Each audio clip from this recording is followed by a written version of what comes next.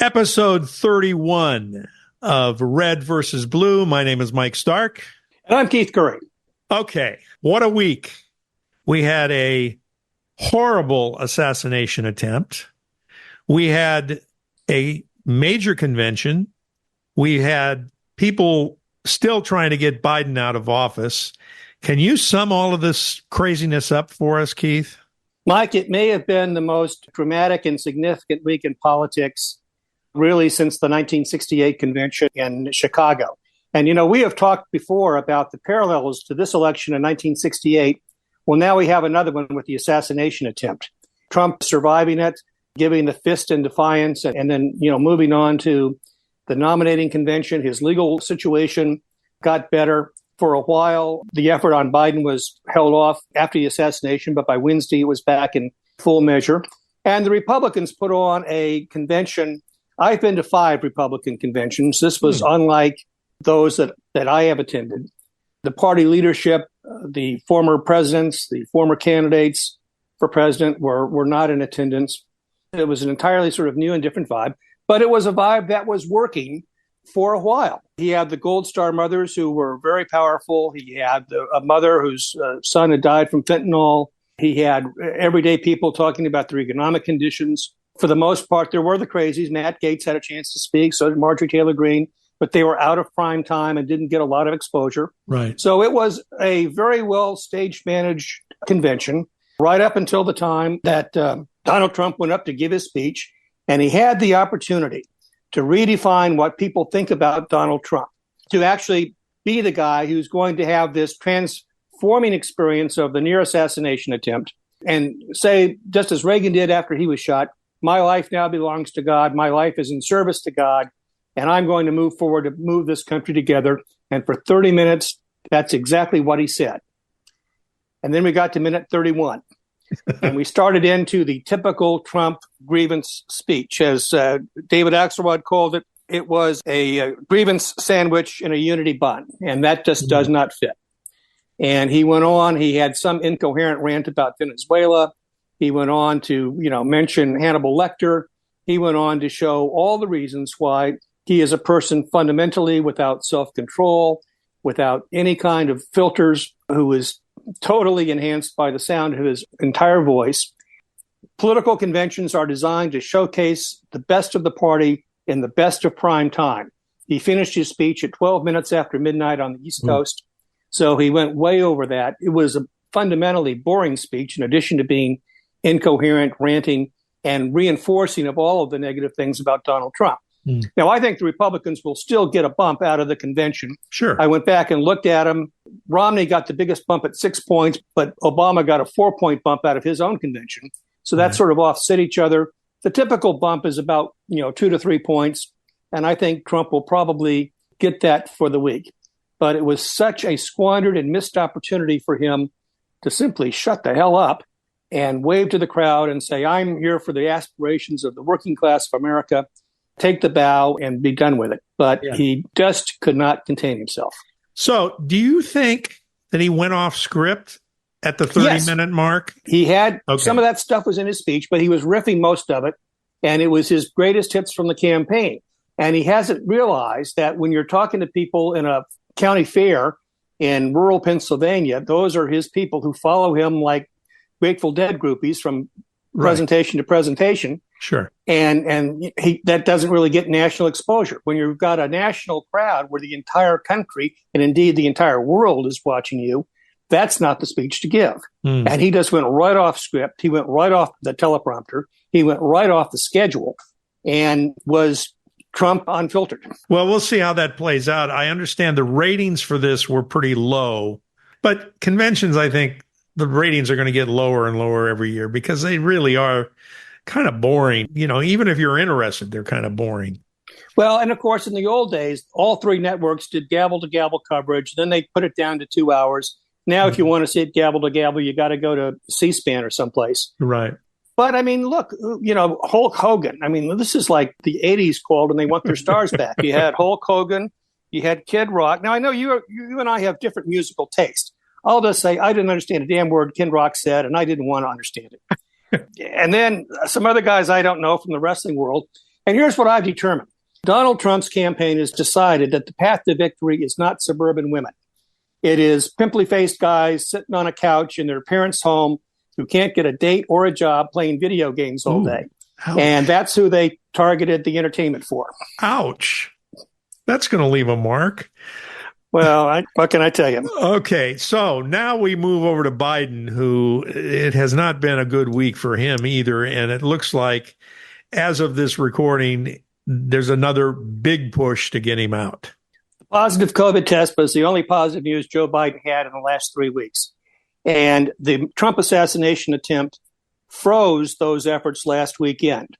But by Wednesday, they were back in full speed. I made notes yesterday for our program today, and I wrote that 23 Democratic congressmen had called for him to leave. I updated that number just before we got on. It's 30 now. Right. So it's now reached critical mass that's beyond his ability to turn it back. The rest of the Republican campaign could be a quote from each of those 30 congresspeople saying he's not fit for the job. And here's the thing about it. He went out to prove he was. But in every single event, whether it was George Stephanopoulos, whether it was Lester Holt, whether it was, at the NATO press conference, he did something to screw it up. He called Zelensky President Putin. He called Trump Vice President Trump when he met Harris. He continued to amplify the problem. Right. It was utterly unsuccessful. It changed it. And Nancy Pelosi and Chuck Schumer and Jamie Raskin, Adam Schiff, and the leadership in the Democratic Party, Hakeem Jeffries, have told him privately what they're now telling people publicly, that it's time to go. And when you saw George Clooney, who said, listen, I know I raised $38 million for him, but in private, the guy just doesn't have it. You can't recover from that.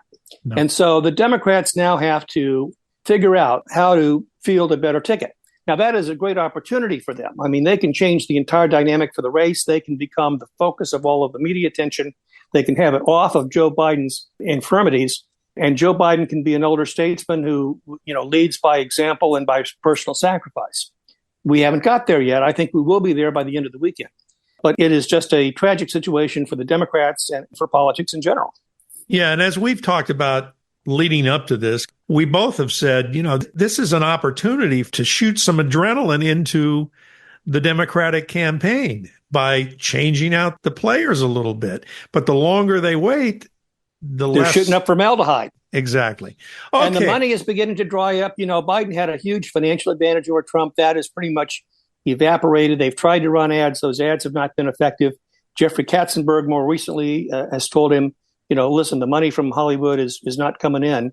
Don't plan on it. They planned $50 million this month that they're not going to raise. They tried to schedule the Zoom meeting where they nominate him for next week. That's been pushed off, it looks like, because of resistance by the Democratic National Committee. So this is going to be an open issue. Now, the Democrats are going to have to do this and counter-program against the Olympics. And so this timing thing is becoming an issue for them. Before we wrap things up, you have an alternative history that you'd like to present that could have made the Democratic Party more viable in this election, right? Well, Mike, we have been talking about what a breathtaking 3 weeks this has been in politics, of things that were unexpected, that were improbable, but yet happened anyway, and have now put us in the situation where American politics is. But think about that meeting at the White House where they say, let's go out and challenge Donald Trump to a debate. And some guy chimes in and says, let's do it in June. That way we'll be able to move our poll numbers in the summer and really, put him at a disadvantage. Well, what if that guy was sick that day and didn't come to work? Or what if somebody else said, nah, let's keep it in September like all the debates when people are paying attention. So we did not have the crisis of Joe Biden on national television demonstrating that he had capacity issues. And that discussion never really happened. It overlaid the last 2 weeks. What if the Supreme Court had issued the immunity decision a month or 6 weeks earlier, which they easily could have done? And what if the language was maybe a little bit tighter about the evidence issues, which is why the New York case has been delayed for some briefing. And because of that, sentencing actually happened on July 11th. Right. And Donald Trump was confined to Trump Tower and was not in Butler, Pennsylvania on July 13th and did not have a shot taken at him. And instead of making the triumphant entry every night to the Republican convention with his fist pumped in the air and the bandage on the ear, we saw a split screen TV of him watching the convention from Trump Tower with his feet up on the table and an ankle bracelet on. What difference would that have made?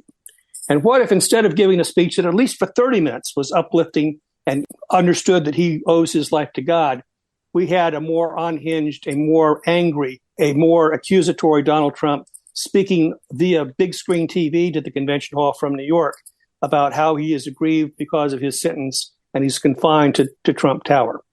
It would have been an entirely different convention. It would have been an entirely different election.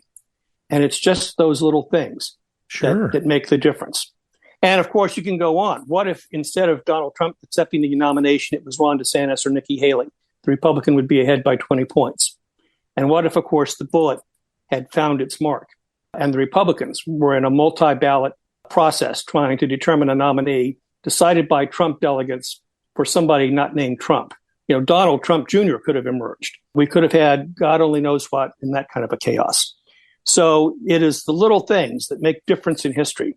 This story reminded everybody that Theodore Roosevelt was actually in Milwaukee to give a speech running for president. He had a 50-page speech folded over in his pocket, so it was 100 pages in his glass case.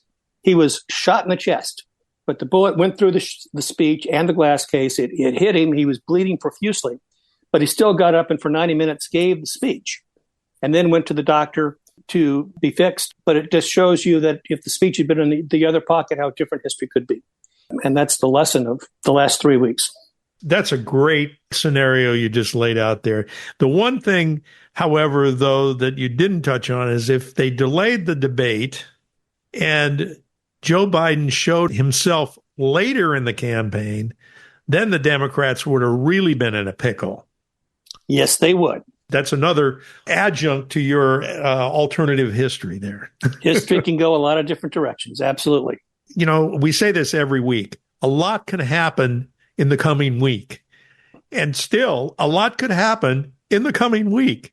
Well, in these weeks, that's absolutely true. In fact, the sun hasn't gone down yet. So just wait. There's more news to happen today.